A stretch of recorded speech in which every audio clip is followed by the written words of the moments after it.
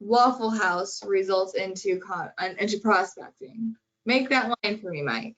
No problem. Go to Waffle House at 6 in the morning any day during the week, and it's going to be full of seniors that are probably on Medicaid because they can't afford Bob Evans. So there you go. Call like I see it. Or, yeah, like Brian says, Dottie, the Waffle House waitress, is 65. She looks like she's 106, but she's 65.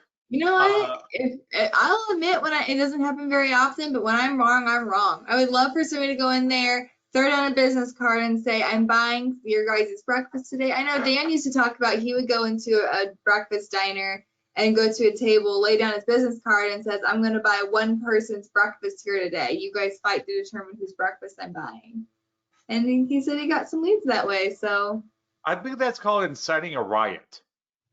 yeah. Some people are a lot more competitive about their breakfast goods than myself. But that being said, welcome to the Medicare Cafe, guys. My name is Olivia. And I'm Mike, and today we're continuing our lead theme, and we're going to talk about contacting leads. Because one of the top questions we get from agents, and it's been time and time again, is, okay, got a lead, now what? But the follow-up question there, and we're going to talk about working your leads, and the focus today is voicemail. Because should I leave a voicemail when I get nobody home? And my answer, especially today, is yes, leave a voicemail. Because when I get a call from a number I don't know, and I can tell you, I gave once to the Missouri Highway Patrol, their fundraisers they do, and I am on their call list for eternity now. And every time I see that phone number pop up, I know they're asking for a donation, but they never leave a message. So I'm pretty sure it's them calling because I've answered it a couple times. But if you don't leave a message, I just discount it as spam.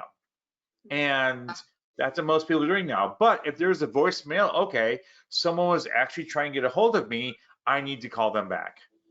Yeah, for sure. And I think it's something to keep in mind that this is whenever you're any type of lead. It's not just for telephonic leads. It's for any type of lead that that you have. Reminder, all a lead is a way to contact them and a reason to call. A lot of people can, when they are purchasing leads, they confuse that with, well, I purchase leads. Now I don't have to work as hard because I'm buying them. So, I don't have to hit the pavement running like I would if I was trying to cultivate these leads on my own. And that's just simply not true. So if you're not leaving voicemails, you are actually wasting your money. A voicemail can be a really great way of marketing and actually turning a lead, which is pure prospecting, into marketing by getting people familiar with your name, getting people familiar with your branding, getting people familiar with your agency name. But it has to do with consistency. Yeah, and I keep on reading articles online about how robocalls are getting worse and worse and worse. Even though we're out of an election year, because we all know election years are 10 times worse, they're still getting worse. And the last article I read said they're getting worse and there's no end in sight. Some carriers are trying to block them, but the calling technology is getting better to where it masks the numbers, as we talked about before, where it gives you the local area code. So we're in a 573 area code. We can get spam calls from 573, even though they're in Dubai or down the street. It doesn't matter because the software will make it look like it's local, which people are more prone to answer, and then they get upset. So they just stop answering the phone and wait for voicemails and respond to those. If you're not playing to that, you're going to have a hard time calling prospects and trying to get them to answer the phone. So Mike, let's talk about how to set the perfect voicemail and what a good voicemail accomplishes. I just say, I'm from Social Security and there's a discrepancy in your account. Nope. No, that's wrong. Can't do that. Can't do that. That's like the exact opposite of what we recommend you do. Oh, that's my do not list. Yeah, that's the don't list. My bad. Wrong list. No, you can't. Of course, you can't be deceived. Deceitful, deceiving. I'm gonna make you sound it out. Keep going. You're gonna let me fumble this ball for a while. We always say you should contact your deceitful. Yes, thank you, Brian. To the rescue. That's an extra waffle for Brian this week. So extra waffle for Brian. Yes, we now officially score everything at the cafe with waffles. 6 waffle review.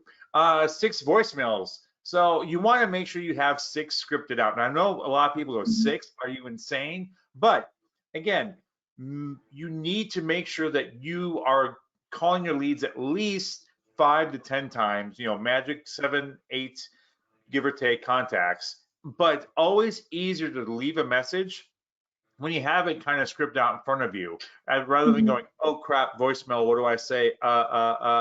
Shoot, and you hang up the phone before it says beep.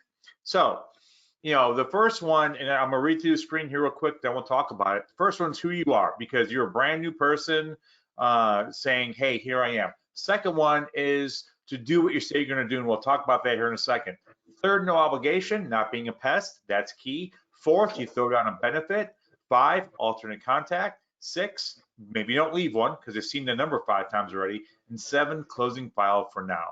So let's break these down real quick so you are 100% sure on what to do. And side note, this Thursday, we're going to drop a quick white paper in the Medicare Cafe group on Facebook with sample scripts for each one for either you to use, modify, and adjust to your technique and style.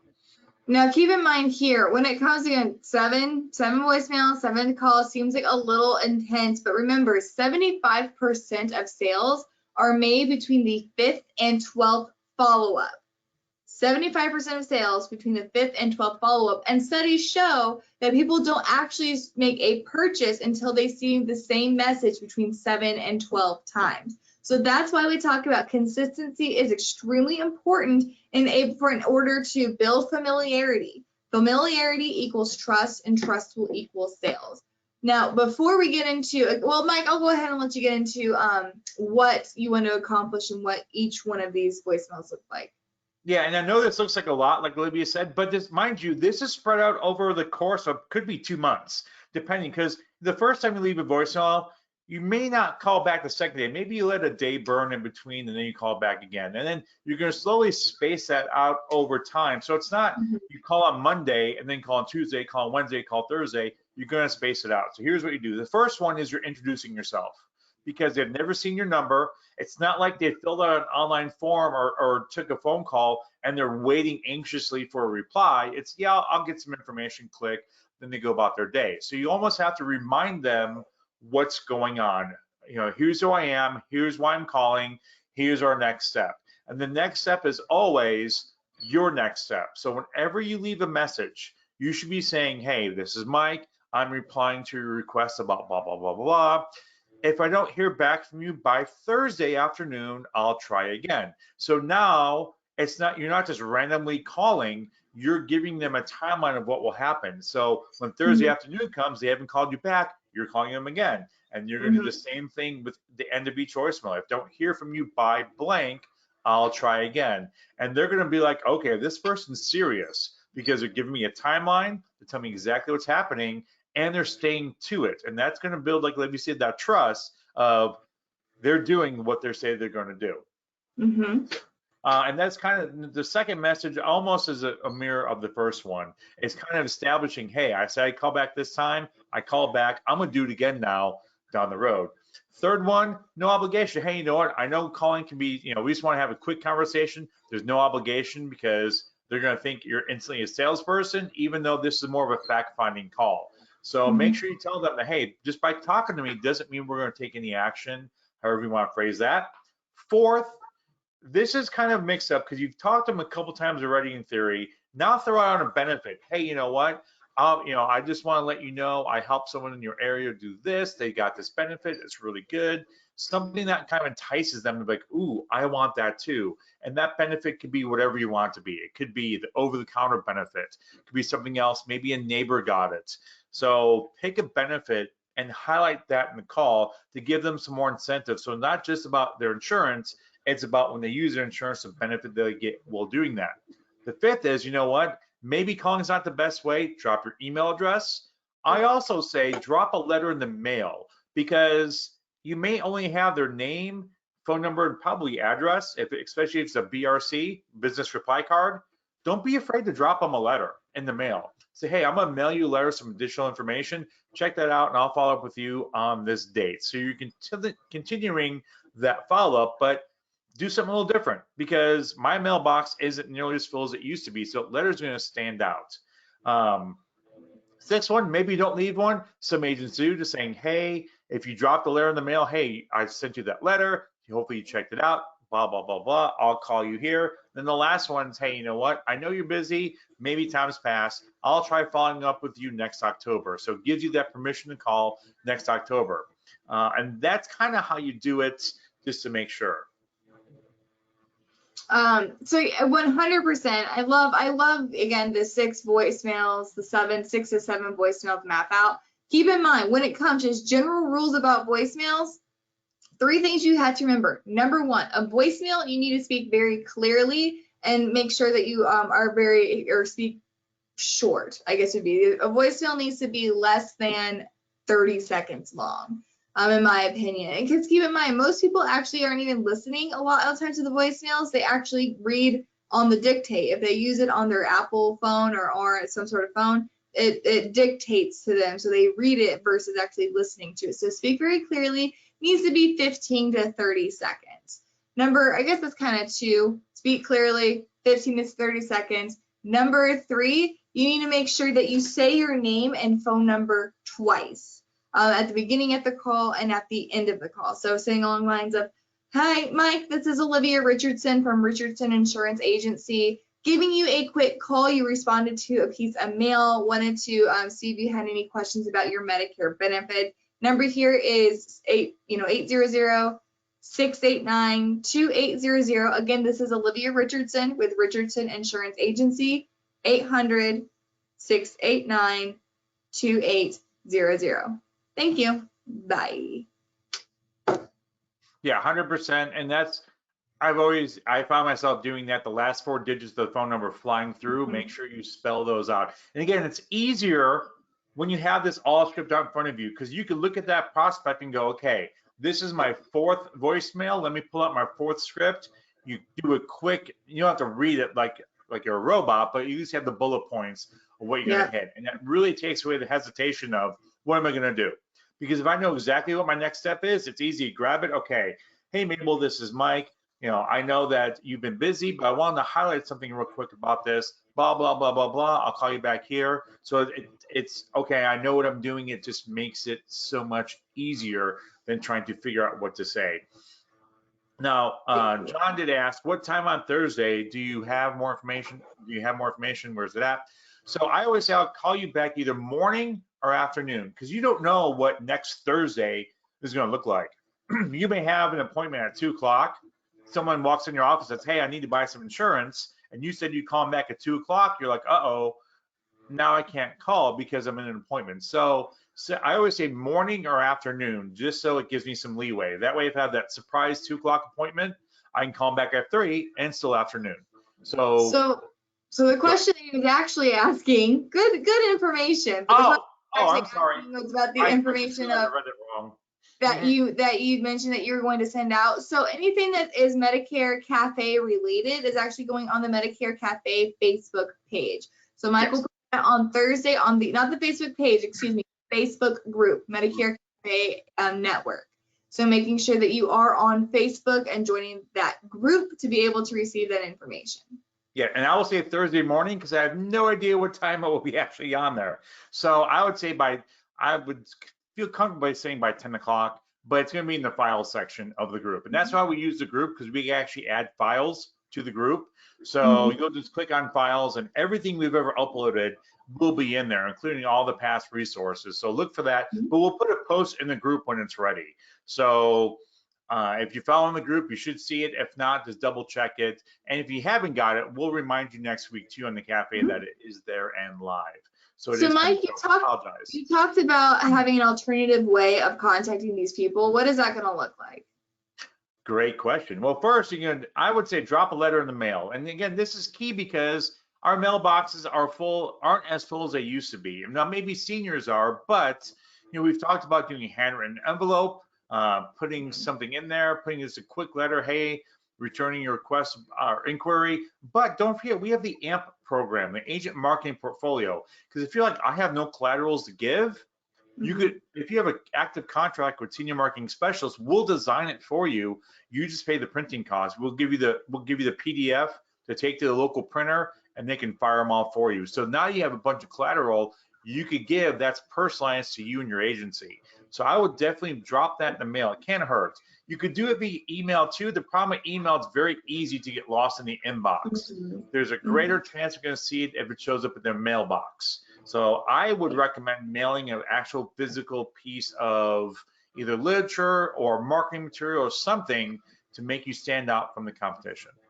Well, again, keep in mind the goal here, whenever it goes from being a prospect, as in it's somebody that you're from Adam, they're not building your brand, you can easily train that prospect into marketing by building your brand, building that recognition, building familiarity through all these other avenues, making sure you're reaching out to them on a regular basis. Just because a lead doesn't buy from you the first time doesn't mean that that lead is now worthless. So continuing getting them on your newsletter, sending them information from AMP, whatever you can do to keep your name, your logo, your branding in front of that person, then it's not money wasted. 100%. Now, another thing you could do, and you can do this as you see fit, if you have their email address, so it depends on the lead type that you have, but if you have their email address, a trick that I learned many moons ago was leaving them a voicemail email. And that's basically you send them an email with the subject line voicemail, and then you just type out your voicemail message that you left and send it to them, because they may not want to call you over the phone because that may be too personal. They may feel more comfortable typing out a message to you like, oh, thank you for your persistency, which if you've never heard, you're not working your leads hard enough. But you know, they may say, hey, just leave me alone, you creep, and then you know that lead is done and you can just take them off your list. There are times you will take them off your list. I always kept my leads in CRM, but I did have a file that was just, you know what, they're done and they don't want to talk to me, whatever it is, that's fine. It's going to happen. Not everyone wants to be your best friend. I know it's shocking. It was shocking to me, but some people, they just don't want to talk to you. Maybe they filled it out thinking they were getting a free gift card, which have had happen before, and now they're mad because they think you deceived them, even though you didn't, you know, create this thing. Point of the matter is, it may be easier for them to reply via email. So don't be afraid to try these alternate methods depending on what information you have on the lead. Yeah, like Michael said, sometimes they call you 3 months out of the blue. You know, if you send them that piece of collateral, now they have something physical to show that you're a real person, and maybe that sits on their counter for a couple months, and they come back and go, oh, this is who I was trying to talk to about my insurance, and now I have the information in front of me. It's easier for them to reference if it's something physical as opposed to a voicemail that they deleted, you know, 6 months ago and they can't find anymore. Well, just keep in mind, it's not important to them until they need it. So whenever you reach out to them, it may not be something that they consider important right then and there. If they get something physical from you, something that they can keep or have their hands on, even if it ends up in an office in an envelope somewhere, at least they still have it, so that whenever something does come up, maybe AEP rolls around, maybe a loved one gets diagnosed with cancer and they have questions about that type of coverage. When that information comes around and it becomes important to them, that's when they will reach out to you.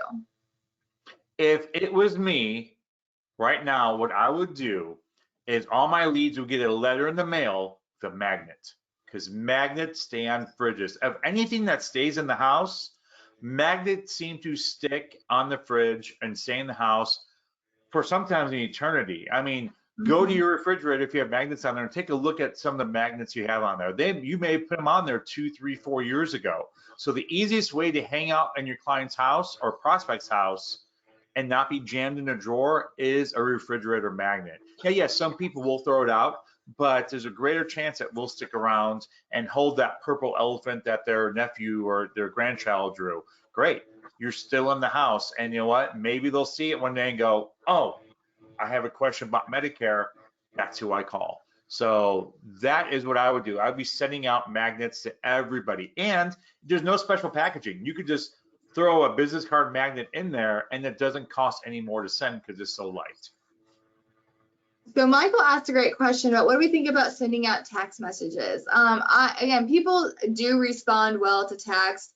It's me personally is if you have a relationship with them, even if the relationship is short-lived, even if they're a lead or a prospect that hasn't bought from you in the past, but you have communicated with them in the past, I think texting is a great option because everybody has their phone on them. Even if they don't have a smartphone, they still have the texting option. What doesn't work is if this is the first time they've heard from you. If they don't know you from Adam, you've never had a conversation with them, then you don't, then again, texting is not something that's going to work well for you. Now, Mary, somebody who's, again, heads up our compliance and senior marketing specialist, mentioned that you need a permission to contact for texting. If you're texting in regards to Medicare Advantage or prescription drug plans, then absolutely you need to have a permission to call. That includes texting. Email marketing is now not off limits. You can continue to email market. You can email information in regards to, you don't need permission to contact for that. But texting, if you're texting in regards to Medicare Advantage, prescription drug plan appointments, you do need that permission to contact. But again, if this is a brand new to you client, they've never talked to you, I don't believe texting is a great option for advertising.